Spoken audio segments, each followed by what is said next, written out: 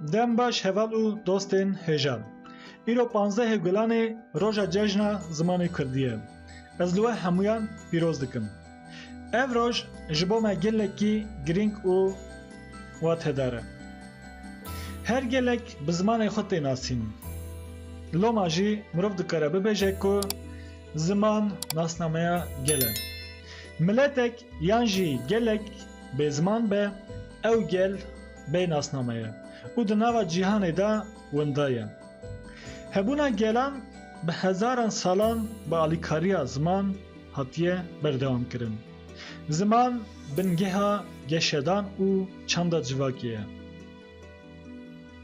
Bavûkalên me li hemberî hemû qirkirin, zext û asîmilasyonan ev zimanê pîroz parastin, bi rêya kilam gotinên pêşiyan, çîrok, destan û her wekî din anîne heta roja me ya îro. Bi rastî jî ev mîrat û mîrasa dîrokî pir bi nirx e û jiyanî ye. Ji bo parastina vê dîroka qedîm gelek bedel hatin dayîn. Ji ber vê yekê em minnetdarê Celadet Alî, Musa Anter, Cegerxwîn, Leyla Qasım, Hacî Qadirê Koyî, Qazî Mihemed û gelek pakrevanên din in. Rihê wan şad bibe. Spas ji bo van qehremanan.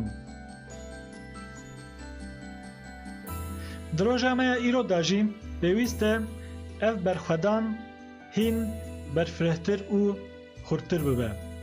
Ji ber ku îro derfetên me hîn zêdetir bûne. Yan jî em dikarin bibêjin derfetên me pir in. Îro her çiqas dagirkerî li ser welatê me hebe jî bi hezaran Kurd bi rêya çapemeniya Kurdî û bi dersên online dikarin hînê xwendin û nivîsandina Kurdî bibin. Yek ji wan jî kanala me Hingeya Kurdî ye. Bi şiyara ziman hebûna me ye gerek her malek bibe dibistaneke Kurdî û her dê û bavek jî ji zarokên xwe re bibe mamoste. Zarok pêşeroja xwe û pêşeroja me ne. Loma jî divê em van nirxên xwe yên dîrokî hîn zarokên xwe bikin û em bi hev re ala azadî û serfiraziyê bilind bikin.